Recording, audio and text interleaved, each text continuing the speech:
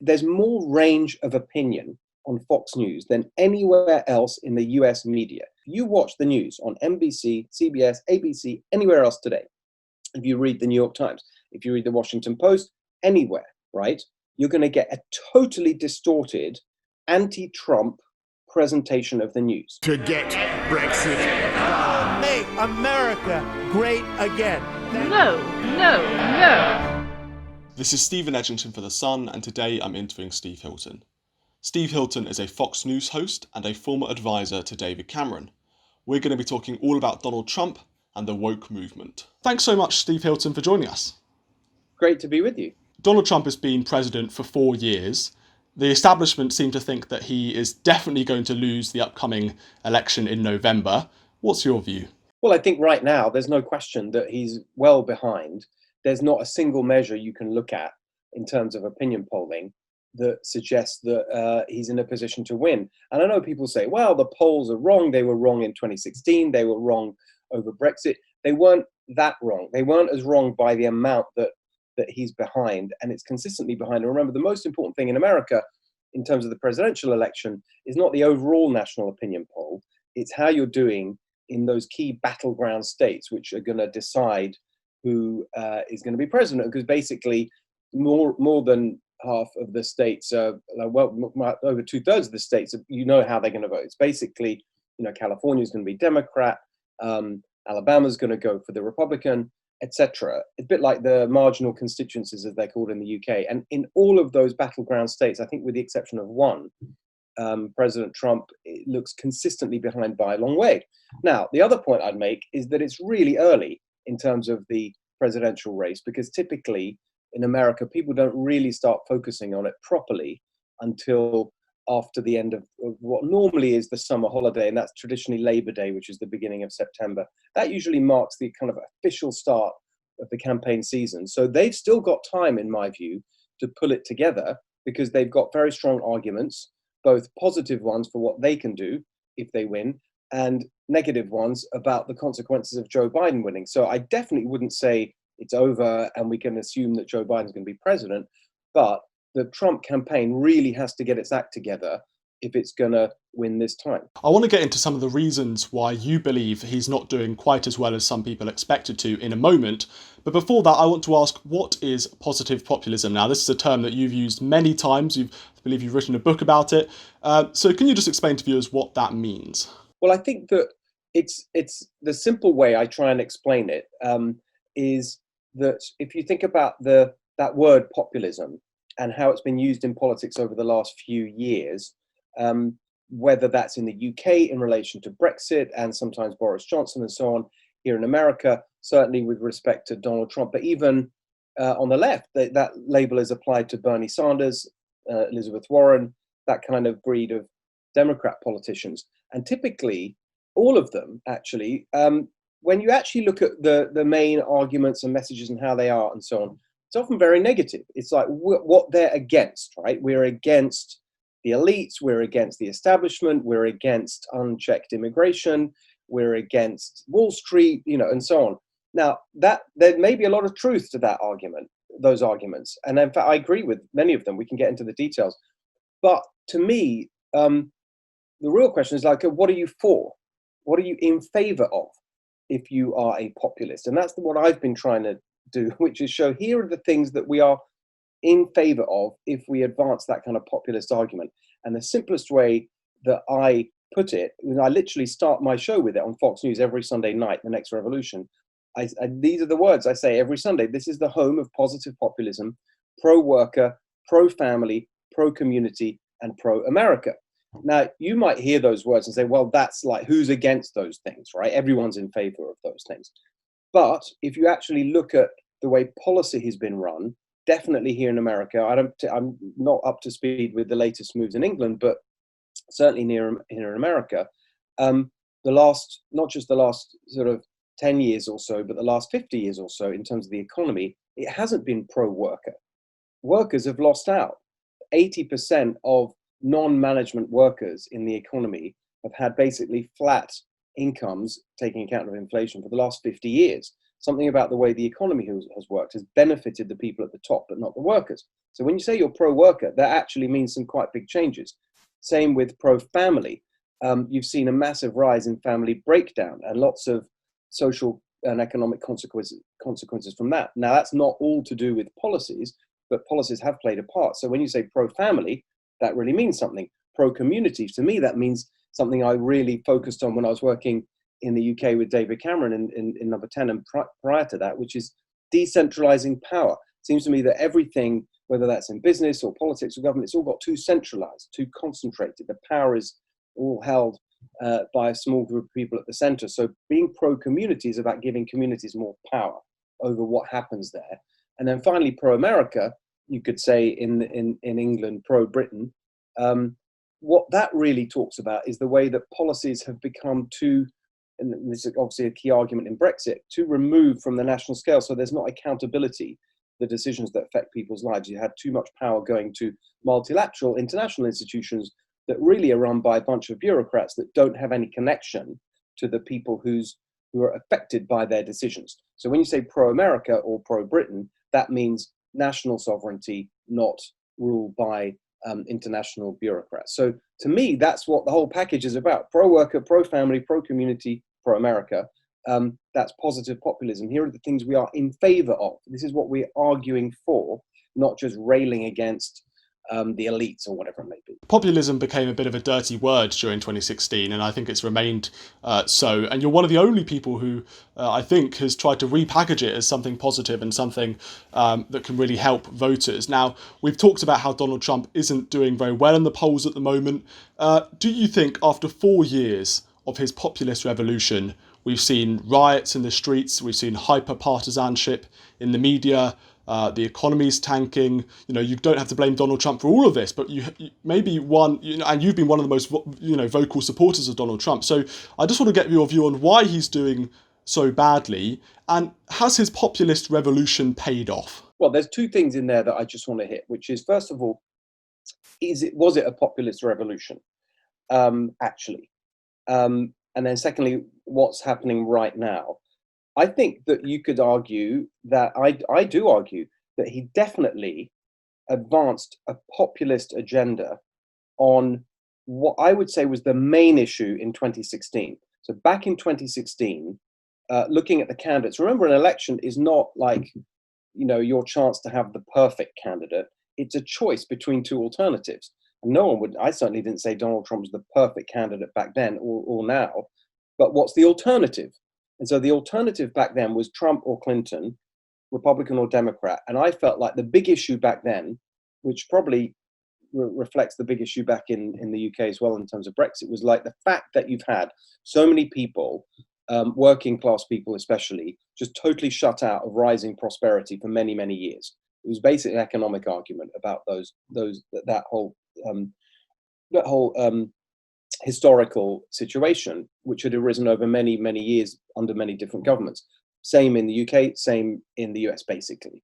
And I thought back then, of the two choices, the one that's most likely to get good results for those people, the kind of working Americans, was going to be Trump, because I basically believed that the policy package that he was talking about was the right mix, which is a big shift from previous Republican ideological orthodoxy.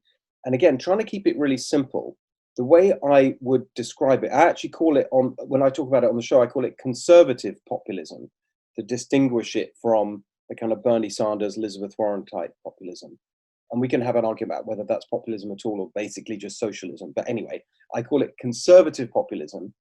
And the simplest way I've got of putting it is this, which is a really big change from what you had before, which is the conservative populism is pro-business on tax and regulation, but pro-worker on trade and immigration.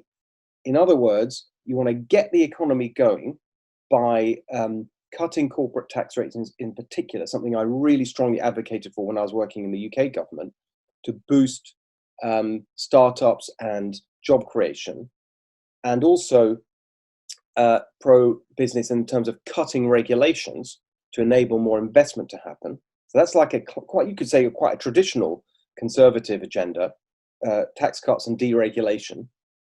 That's pro-business. But the new thing that Trump did all that very aggressively. On top of that, he had the new thing he brought, which I say is pro-worker on trade and immigration. That's where he really departed from traditional orthodoxy with confronting China over trade, tariffs on the EU, on Mexico and Canada, renegotiating NAFTA. NAFTA, remember, the North Atlantic Free Trade Agreement was done by Bush and Clinton in the sort of turn of the century, and that led to a huge and that led to a huge migration of manufacturing jobs from America, from the USA to Mexico, and so on. So Trump renegotiated a lot of movement on trade, which the traditional conservatives didn't like, clamping down actually on the free trade agenda. Same on immigration, really clamping down on, in particular, low wage immigration. The argument was that businesses in America were importing cheap labor under the radar, really exploiting the workers, not paying them properly, which meant that those entry-level jobs weren't there for Americans. We had high unemployment in a particular group of countries. So pro-business on tax and regulation, pro-work on trade and immigration. That was a really innovative policy mix. I know no one ever thinks about Trump in terms of policy or in any kind of sense an intellectual, and he would reject that label too, but it was a really interesting policy change if you think about it, that combination. It really worked. It really worked, especially for the people he said he was going to help. If you actually look at the data when he took over January 2017 and just before coronavirus shutdowns hit, you had an incredible success economically, right? You had literally the lowest unemployment for half a century. You had the highest number of people working in America in history, more people working than ever before. You had the labor participation rate. So that's a key measure. That's the people who are kind of not sitting on the sidelines, giving up looking for work. It's a big issue in the UK as well that we worked on when I was there, but actually people participating, looking for work, people coming into the workforce, women coming into the workforce. You had the lowest unemployment for women in history. You had the lowest unemployment for African Americans in history. Same with Hispanic Americans. You had incredible job creation. Secondly, and in a way more importantly, because this is harder to hit, if you look at what happened to earnings, to workers' earnings, you had a complete reversal of what you had before. Over the last 50 years, if you look at it by the breakdown of income groups, right? And economists usually talk about the deciles, the top 10%, 20%, and so on, or you could group them together, top 20%, whatever. Whichever way you look at it, basically for years and years, decades, the people at the top earning the most, they did better, right? Their incomes went up faster than the people at the bottom whose incomes either went down or stagnated. That's been the picture for like 50 years. That was completely turned around in the last 3 years in America, which is that it is exactly the opposite picture. The people at the bottom, they saw earnings rises, real terms of 8, 9%. You hadn't seen that for 50 years. And people at the top actually stagnating, real turnaround. And you saw household income go up massively. Like there was the average household income went up like $5,000, really big, significant changes. So that's the basis, I think, of a re-election argument, which is what he says, which is like, I did it before. I gave you the great, this is Trump language, I built the greatest economy in the history of the world, and I can do it again. And actually, because the policy mix is not that complicated, I think it's a really good argument. He could do it again. Why is he doing so badly now, right? You could say, well, first of all, the main success story, the main claim to re-election was that economy. That's just gone. Same around the world because of the coronavirus. So I think that's just harder to make that argument. It's still a plausible argument looking forward, because you can say, right, we are where we are. It's been a disaster. We know why, the coronavirus. Who do you trust to rebuild that economy? The guy who did it before, or the guy whose policies, you could argue, would make it all worse? But that massive sort of economic, prior to coronavirus, there was like 90% in the betting markets, almost 100% we're assuming Trump would get re-elected because of that economy. I think that the coronavirus, remember, it's very easy to sort of blame Trump for the coronavirus response. And I think, looking at America from afar, from the UK, you just think it's all Trump. Trump runs America. He really doesn't. It's a very decentralized country. USA in that sense is more like Europe. Okay, so the EU didn't run European countries' coronavirus response. France did its response, Italy did its response, and so on. Just like that in America. New York, California, all the states, they're responsible for deciding whether to shut down, keep schools open, all the rest of it. So you've had quite a patchy performance, and as a result, and if you look at the polling, if you look at what happened politically, even though Trump was picking up a lot of criticism for the things he was doing and saying during that period, actually it didn't really affect anything, and the standings between him and Biden were about the same. The turnaround really happened not because of coronavirus, I think, but actually his response to the George Floyd protests. And if you look at the data, that bears that out. That's when you suddenly saw Biden going ahead and Trump going down. I've said on my show, and I'll say it here again, I think he's really mishandled that. He really didn't capture, remember with politicians, you've got to kind of understand what's going on in the country. And that really was a national moment for national leadership, right? This terrible thing happened. Everyone's rightly upset by it. Speak to that. And he really didn't get that. And I was urging him to do that on my show, to do more on police reform and so on. He's done a bit of that. But that's when you started to see it go wrong. And I think it was that sense of, we wanted leadership and we didn't get it. And so I think that's the real explanation. And so I would say, as of where we are now, there's ample opportunity to turn things around. But really, it's all got to be about the forward-looking situation, right? Who's going to get us out of this mess the best? And I don't know. We'll see whether they can get their act together on the campaign. But I think that's the story of the last few months. It wasn't the coronavirus that really caused this decline in fortunes. It was the response to the George Floyd protests. You mentioned there you've worked for David Cameron in the past as an advisor for a few years in Downing Street. And now, as I said, you've got quite a nuanced support of Donald Trump there, obviously criticising some of the actions he's taken over George Floyd. But overall, I think that you're, generally supportive. Which of the two men do you admire more? I think that, they're both. Both. Go on. I mean, look, I don't Make know a choice. Trump. I know it's a sort of cop out. I don't know Trump. Obviously, Dave was a really good friend of mine. So there's just no comparison. I mean, you've got to say, on a personal level, of course, David Cameron, because I know him, and he's a really, really, put aside all the politics, just an incredible person who's just been really a sort of inspiration in terms of his personal characteristics and qualities, particularly in regard to his family life and what he had to deal with there and how he dealt with it with so there's just no comparison in terms of personal respect. I don't know Trump at all, but you've got to admit what he did. Just now speaking, from an external point of view, in just going from nowhere to literally get that job is kind of amazing. That you've got to admire the sheer kind of chutzpah, confidence, whatever it is, just to sort of say, yeah, I'm going to run for president and then win the primary, knock out all those traditional Republican candidates, all the people with all those billions of dollars behind them, just kind of knock them all out of the race, and then beat Hillary Clinton, who had the kind of entire establishment behind her, the entire media behind her. Like, wow, that's like a amazing political achievement. So I think you've got to admire that. Whatever you think of him personally, you've got to recognize that's pretty amazing. I suppose it's interesting because, personally, David Cameron, and absolutely you're right to say all those things. I'm sure, you've known him for a very long time. But the reason I was asking really is because David Cameron, in many people's minds, is the kind of epitome of the establishment. He campaigned for Remain. People now see him as being this really establishment figure from the Conservative Party, who has now basically become, pretty much irrelevant in politics today. Boris Johnson is Prime Minister, completely different to David Cameron in many ways.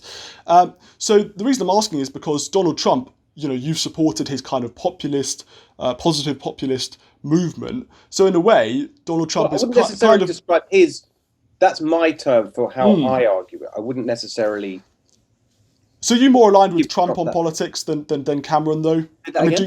You're more aligned with Trump on politics than David Cameron, for example. I mean, that's how I would put it. I wouldn't align myself with that. I'd say, look, I've got a very, I've been, involved in one way or another for quite a long time. I've run businesses. I've started a company here in America, a tech company. I've kind of been through that whole. I'm just working on a new one now.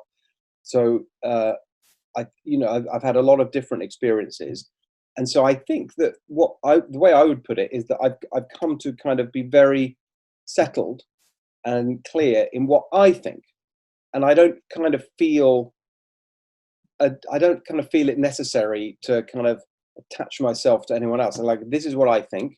Whoever's closest to this, I'm going to go with them. So I'm very clear about those views, and they've mostly been consistent, I would say, over the years. And so I think that, if you look at what we were working to do when I was working for Dave, back and all of us together then, a big part of what we were aiming to do was that idea I talked about at the beginning, which is decentralizing power, putting power in people's hands. So we tried to do that. That's been a really consistent idea. Now I want to really pursue it here in America. So in different ways, and in fact, the company that I started, Crowdpack, back in, a few years ago, was all about that. It was about trying to put power in people's hands in terms of electing politicians in America, the funding, because here in America, money is so dominant in politics. That's and it really determines who wins, who gets elected. And so and there's a real corruption there, because you've got the big business and the big unions who basically fund the main parties. So I wanted to make it easier for candidates to run for office and get elected without relying on the big donors. And that was an example in a commercial sense of putting into practice something I felt very strongly about in terms of people power. So I wouldn't really want to say anything about anyone else's views except mine. I'm just responsible for my views. No, absolutely. Well, let's get into your views, which I find absolutely fascinating. One of those figures who has a media platform on Fox News, has a huge platform there, and you've been, at the heart of power in British politics, and you've got some, what I would say pretty outspoken, anti-establishment views. That's pretty rare to find, and I want to get to the nub of how you came to that, how you came to those views. So let's talk about your background. Your parents fled from Hungary in 1956 during the uprising where the Soviets killed thousands of Hungarians. You previously said that you've grown up in a sort of relatively poor background. You got a scholarship. You went to Oxford. I would say like work relatively. Yeah, I mean, I don't want to overdo that. No. You didn't come from riches. Let's just say that. Oh, for sure. Yeah, but I would just call it sort of regular working class people. Sure. Well, you got a scholarship, you went to Oxford, and then, as I mentioned, you have all these fantastic careers. Do you feel that you've lived what I call the British dream? I know a lot of people talk about the American dream. And has your background formed your sort of anti-establishment politics and the kind of backing of the working man that you love to talk about on your show? Yeah, it's really interesting. I mean, look, I think that's a really, I definitely would say that. And I've said this, now, many times publicly, I feel incredibly grateful that my parents ended up in the UK, because what an incredible opportunity I had there, as you say, to go from, immigrants with not very much and like to end up at Oxford University. And as I put somewhere in the book, in the last book I wrote, soon I was part of the elite and the establishment, which I totally said. People say, oh, how can he be a populist? He's a part of the establishment. Yes, that's exactly right. But I wasn't born there. That's the difference, and so I still remember where I came from. I think that's the kind of part of this that people miss. So I do hear people constantly say, how can he be, not so much here in America, because actually here in America, it's much more understood that there's this kind of opportunity for people to rise up. But definitely British dream, that was a phrase Michael Howard tried to get going. I agree with it, and it was thanks to education, especially the school I went to, Christ Hospital, which we didn't pay for, amazing equivalent of a public school education for nothing. And then Oxford, again, paid for, we didn't have, and so that was amazing. I would say, however, that since I got to America, it's even more so, because I think it's impossible to imagine what I've done here in America since getting here 8 years ago, anywhere else, including the UK. That's why I really love this. I very much love the UK and Britain, feel very proud to have grown up there and done so much there. But actually, I feel really at home and love America. And if you just think about what America's allowed me to do, which is teach at Stanford, one of the world's greatest universities, start a tech company, and sell a tech company, and have a career on and start a completely new career on TV, never having done it before, talking about American politics with a British accent. It's just a sort of incredible set of opportunities, and I just truly think you wouldn't have seen that anywhere else. And that's why right now, actually, I've started the process of becoming a US citizen, because I do love it here and I do feel proud. That's not in any way to diminish the UK, but I think that the US version of that, of course, I'm very conscious as well that my immigrant story is incredibly different to a lot of people who arrive here without. Remember, I got here with that platform already established in the UK of having worked in 10 Downing Street and all the networks and all the rest of it. So I don't for one second think that it's typical, but it's just an amazing country. And I think the key point with all of this is what I said earlier, which is like, but I remember where I came from. And so I do think that I have that sense of understanding of the fact that life has been incredible and is incredibly tough for a lot of people, and that's surely the right focus for everyone in politics. I don't understand why that's even controversial to say we should be interested in lifting up working people and giving them opportunity. I want to ask very briefly about your parents. They obviously fled from communism, and I want to link this in, just generally with your views. How much did their views impact your life and impact the way that you viewed the world? For example, did they ever talk to you about communism and what that was like in reality? And second of all, there's this kind of idea, I think, going on in the Western world of rewriting our history. And I want to link this in with communism, where, we're pulling down statues, we're saying that we're systemically racist, the Western world is, steeped in slavery and racism and all these awful things. And those same people who say that, they ignore the horrors of communism. They ignore the horrors of the 20th century. So there's a bit of a hypocrisy there. So can you just talk a little bit about how your parents impacted your views in the world, and also this revision of history, communism versus the West? It's interesting. I've thought about this, but I mean, there's an obvious connection that people make. So, communist background, going to be on the right. That's not necessarily true. There's lots of people from the communist background who've, gone end up on the left. I'm not saying they're communist, but on the left politically supporting the Labour Party. So I don't think that's an automatic journey. And actually, the part of the experience of coming from that background that I think was more influential, we didn't talk about politics much at all. My parents split up when I was quite young, and my dad went back to Hungary. He'd been a sports guy. He was the goalkeeper for the national ice hockey team in Hungary. He was actually in an Olympics final, and then in the Olympics, Winter Olympics, and then he after that became an entrepreneur. My parents split up. He went back to Hungary. My stepfather, who I really grew up with, also Hungarian, who had was a refugee, ran across the border with his brother and so on. So the whole kind of family around me was Hungarian in different ways. I used to go and see my dad back in Hungary when I was young. He died when I was quite young as well. But the only thing I really remember, actually, but maybe it's like he did talk about how the communists. He had a small, after he stopped being a sportsman, started a business. He had a paint factory, and he went on and on about how the communists took his paint factory. And it was just like this, obviously this searing thing. I was kind of too young to really get it, but I really remember it, and the fact that I remember it now, even though I don't think I saw him actually after I was about 10 or 11. So I really remember this paint factory thing. They took my paint factory, So I think that was definitely must have had some impact. And then my stepfather, who was, as you said, he's a refugee, and he went across the border, and he ended up in a refugee program, ended up in the north of England. And hadn't had much education even in Hungary, didn't speak English, so he ended up working on a building site, and then worked his way up to have a small business, like just doing as a builder.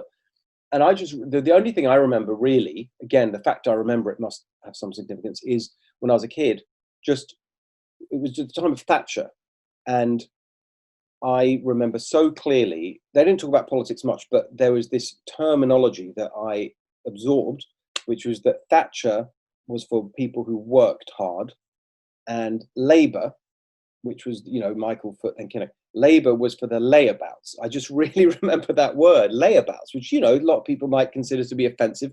I'm just, it's not my word. I'm just telling you what I grew up with. And so I think that was really more formative than kind of big ideological questions around communism or whatever. And on the second point, to do with sort of rewriting our history, what's your view on that? Oh yeah, sorry. Yeah, I just think that it's really hard. Right, I tell you what I think right now, and I'm just speaking only of the US thing because I just haven't been there. I'm not at all in touch with what's going on right now back in the UK. So this is purely a US perspective. And it feels to me like the whole debate has been captured by the extremes, right? So you've got on the one side, as you say, people who are sort of going, tear down everything, and anything that's basically old, we're going to tear down history. We've got to completely rewrite history, like a French Revolution, year zero, whatever. Really extreme. And then on the other side, you've got this public argument, no, keep it all up, defend our statues, whatever. And actually, I think it's a really boring thing to say, but I think the real truth is somewhere more in the middle, which is I use the word nuanced. It isn't very hard to be nuanced these days. I try to do this on my show, I try and sort of, I'm always honest about what I think. And sometimes the audience likes that and sometimes they don't. And I certainly didn't like what I had to say about this, but I think it's perfectly reasonable. I think the way to think about it is when we talk about the statues debate, it's public. Okay, so this is public stuff. And if you have something that is just offensive to people, that upsets people in your community, your neighbors, I put it like this, we've got neighbors who are African Americans, and they go past the side and they're just offended by it. That's just not polite. That's sort of really, and I'm not talking about activists who want to tear down everything. I'm just kind of regular people who actually have just are offended by things. My comparison to that actually is back with Hungary, where what was one of the first things that happened after the fall of communism? They took down all the statues of Lenin and Marx and all the communist heroes. That was and renamed all the streets after communism because they hated it and it was like oppressive. They wanted to sort of say we're free of that. And so that doesn't mean it's not rewriting history or erasing history. They actually, in Hungary, in Budapest, they set up a park, like a historical park. You can go and look at them. They didn't, destroy them. If you want to understand what that communist thing was about, you can go and view it. And I think that that's the right way to think about it. And in fact, here in America, there's not really a proper process. Right? It's still very heated. But in fact, I think I just tweeted it this morning. You can see what I said about this on Twitter. I'm at Steve Hilton X, and I just put it out this morning, the bit that I said about statues. And I added a comment, just reflecting on the last few weeks of the debate. A columnist for the New York Times, very anti-Trump conservative, Brett Stevens, I thought put it best when he said, I haven't heard a better version of it than he said, than this, which was the people we should honor publicly are those who overall, over the course of their life, moved us towards this phrase that's in the Constitution, a more perfect union. They kind of made things better. Historical figures are not, clear cut, right? There's, Obama, right? Now sort of praised by everyone. There was a time, right the way through his first term where he was very anti-gay marriage. Right, those on the left now, if you say you're anti-gay marriage, you're dead, right? You're cancelled because that's really homophobic. Obama was against gay marriage for his first term, right? So people change; they have different views. So was Hillary Clinton, by the way. And so you can't just sort of judge everyone according to 100% template of are you 100% in line with our views today that make you acceptable? You've got to judge it more reasonably than that. A good example is Teddy Roosevelt, right? President, in the early 20th century, who many people think of as one of the greatest presidents, actually a bit of a populist, anti-establishment and so on. Got lots of different things he did, busting monopolistic businesses, setting up the national parks and so on. A lot of people revere him. And now you've got people say, tear down Teddy Roosevelt statues because he had some racist views or this. And yes, there's definitely a mixed record. But overall, was he basically a good thing? did he, according to this, move us in towards a more perfect union? Yes, most normal people, most reasonable people would agree with that. So I think you've got to judge it that way. But I don't think it's right either to just kind of dismiss the whole thing and say these people are just kind of crazy and we should just keep everything as the way it is. Now that's like a really kind of boringly nuanced answer, but I just think it's the truth. No, I love nuance, so let's be nuanced. That's no problem with me. I want to talk about Fox News. You moved to Britain. You moved from Britain rather to America in 2012, I believe. You now host your own Fox News show. I think that began in 2017. Now, as you know, many people in Britain, in the media class, absolutely scoff at Fox News. It's almost a religious passage in Britain to say, among the establishment, to say, we must not have a Fox News in Britain. You hear this term all the time. We must not, or we must not. We must not have a Fox News in Britain, they say. So how do you think, first of all, how do you think those in Britain, in the British establishment, view you, since you've left to America and become a Fox News host? And second of all, what do you think your role is within the media, and what's kind of Fox News's role within the media in America? Right. Well, on the first question, I don't give it a moment's thought because, like, as I said earlier, my focus is here.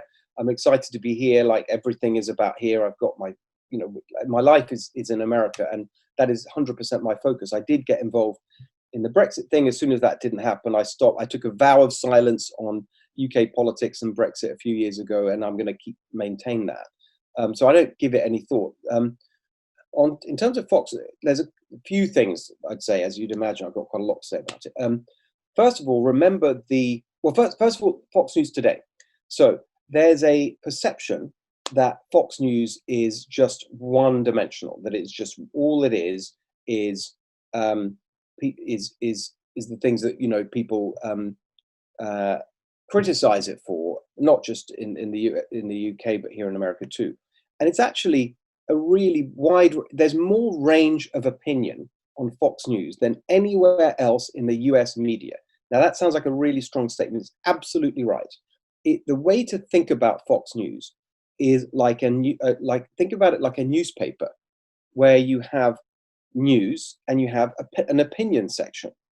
And actually, unlike and it's probably, if you think about newspapers, they have a political bias to them as well, in terms of their news and so on. But actually, Fox News is, compared to any other news outlet, whether that's NBC, ABC, CBS, or the cable news, CNN or MSNBC, has way more diversity of opinion in the opinion section and is much more straight in the way it presents the news than any other news organization. If you watch the news on NBC, CBS, ABC, anywhere else today, if you read the New York Times, if you read the Washington Post, anywhere, right, you're going to get a totally distorted anti-Trump presentation of the news. It's now laughably so. I mean, we can get into the details of that, particularly how coronavirus is reported. Again, I just put out a tweet about that today, because it's just, when you hear the conversation here in terms of coronavirus researching, it's not just anti-Trump, it's anti-Republican. You've got cases rising in many parts of the country. In Florida, where you have a Republican governor, and you've got cases surging, it's all about the whole narrative is this reckless Republican governor, ally of Donald Trump, has reopened too soon, and that's why you got cases surging. That's the entire media presentation. California, where I'm speaking to you from, same kind of picture, cases rising, Democrat governor, oh, it's all Trump, right? It's so biased, it's unbelievable. It's totally dishonest. Fox News is, in terms of it, most of the day, if you watch Fox News, is straight news. It's not opinion. It's not people like me or other famous hosts like Sean Hannity or Tucker Carlson or Laura Ingraham. It's people like me. So just news shows. And the second point I make is, even within the opinion shows, you've got far more range of opinion. If you watch CNN, MSNBC, any of the others, and you have like a panel discussion, every single person on that panel, without exception, any show you look at is going to be anti-Trump. Even the Republicans they have on for political balance are never Trump, and establishment Republicans who hate Donald Trump. There's not any deviation. Whereas on Fox News shows, you have debate the whole time. I'll give you one example. One of the top rated shows on Fox News every day is called The Five. It's on at 5 p.m. Eastern time. It's got a format, 5 people at 5 p.m., right? Every single day, it's got one of the five is a strong Democrat voice who hates, and you've got, so it's just not true. The characterization of Fox News is false. The second point I would make, it's easily the most diversity of opinion you'll find anywhere in the US media. Now, that is a really strong statement, and people may laugh at that, but I'm going to repeat it. Fox News has more diversity of viewpoint than anywhere in the US media. Second point is you've got to remember the origin of Fox News. Why was it started? It was because vast chunks of the population in America had no news outlet that actually reflected their views, right? It was totally controlled. The media was totally controlled by establishment, left-leaning voices. And so when Fox News was started, suddenly all the people, half the country actually had an outlet that reflected not just their opinion, but this is a really important point, their world, because so much of the media is controlled from New York and Los Angeles. So you've got this coastal situation. You can do an analogy in the UK, I guess, with London and the rest of the country. And so the comparison would be with every single news outlet totally coming at the news and culture and opinion from a kind of coastal left-leaning bias, so that people in the middle of the country, the heartland, as it's often called in America, had no news outlet to reflect their lives or their culture or their values. That's what changed with Fox News, and it's still the case today. We have high audiences on the coasts, but we really also reflect the heartland. And this all adds up to a package that people really want. That's why Fox News is for years, has been number one in every measure by a long way, not just a little bit, by a long way, because people actually want diversity of opinion and they want their lives reflected. So that's the positive. You won't be surprised that I'm positive about it, but I think that's an aspect of Fox News that just never is appreciated. Many people in the UK describe you as the original, the OG Dominic Cummings. You were a maverick advisor to the Prime Minister. You wanted to instigate huge reforms to the way the state worked. First of all, what's your advice, if you have any, to Dominic Cummings, and how how well do you think you did at achieving that goal of reform? I think that he doesn't need any advice from me. He's doing really well, I think, and I have huge respect for him. And he was an incredibly Do you know him, by the way? Voice. What's that? Do you know him, by the way? A little, yeah, a bit. Not, I wouldn't say we're close, but yeah, I worked with him I've known him over the years, and then I worked with him when he was with Michael Gove at Department of Education, where he was really, fighting the good fight to try and bring reform there. And so he's just, and I don't know him well, but I definitely have the highest respect for him. I think he's really, really clear in his views and obviously brilliant at making things happen. I think I don't have any advice for him. I think he's doing great, and I think that the most important thing, though, is to get really clear political support for what you're trying to do, and I think he seems to have that from Boris and those around Boris, because you can't do it as an advisor. And I'm the first to say this.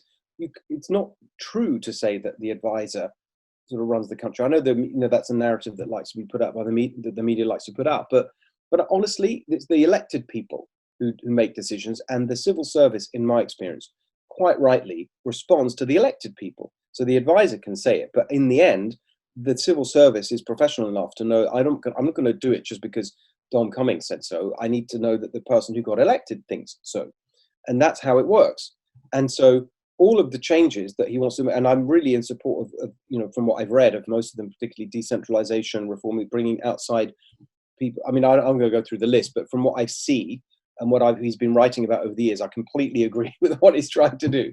And I think that the really important point is that you've got a unity of purpose between him and the political leadership in the government, and then you can make it happen.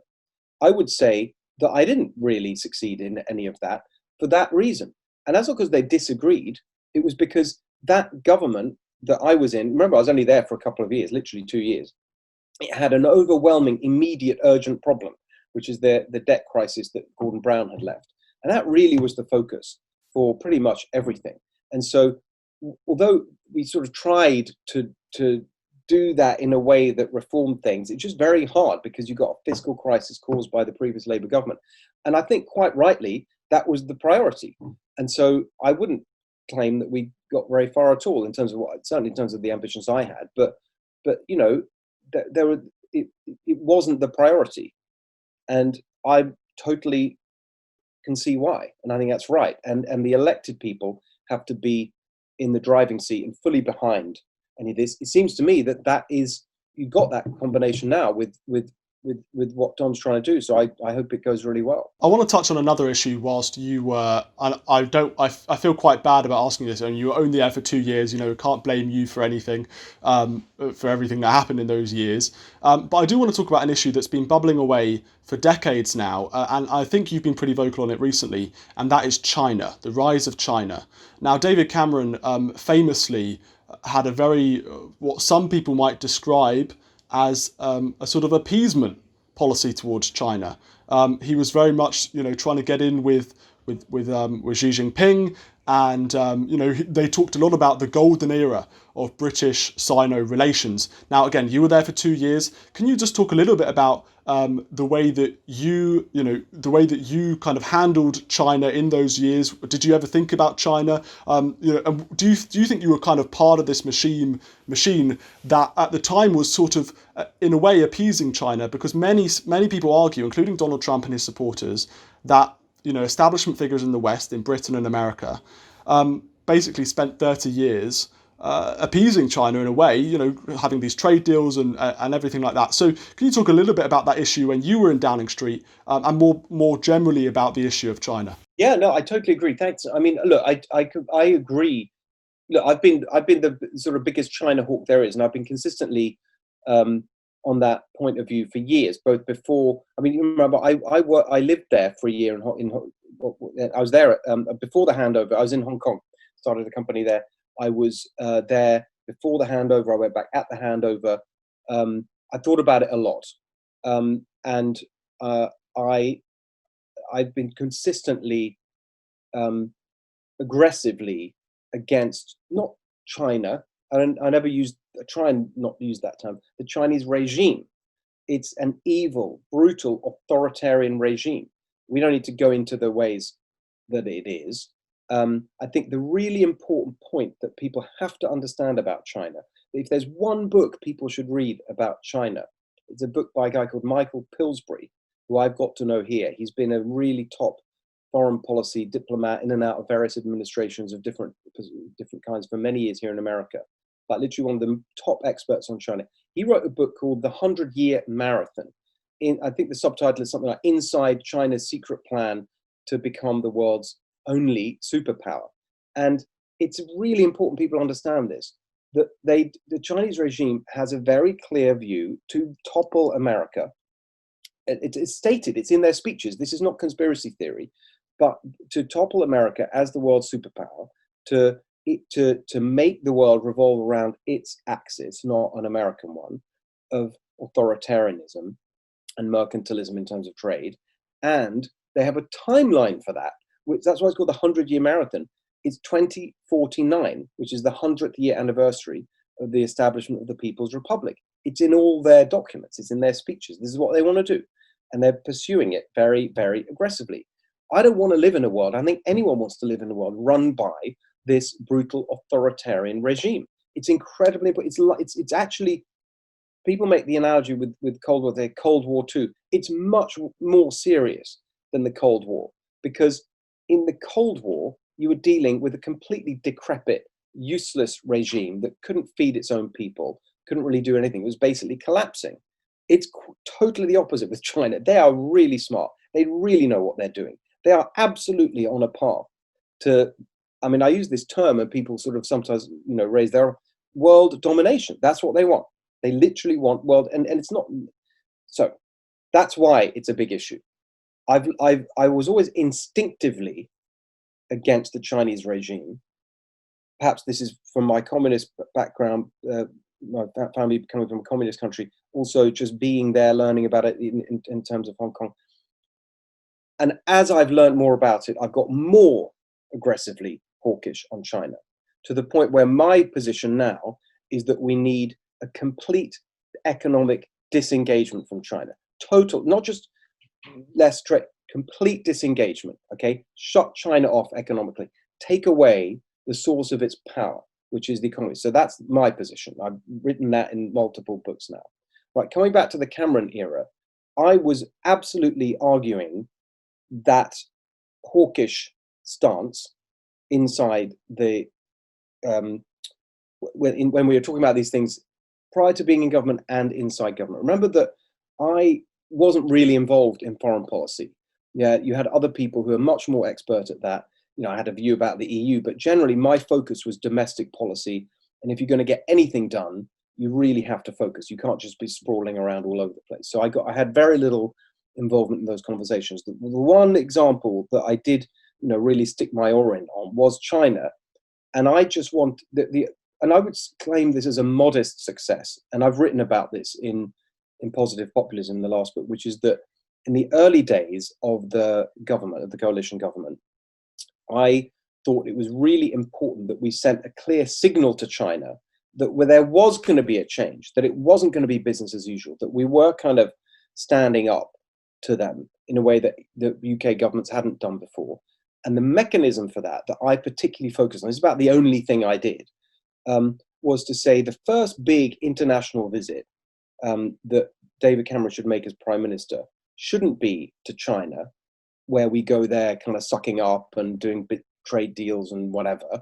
We should have that massive overseas visit with all the kind of business aspects and cultural aspects and so on, but do it with India, not China. And my whole argument was we got to switch from China to India, dump China, boost India, right?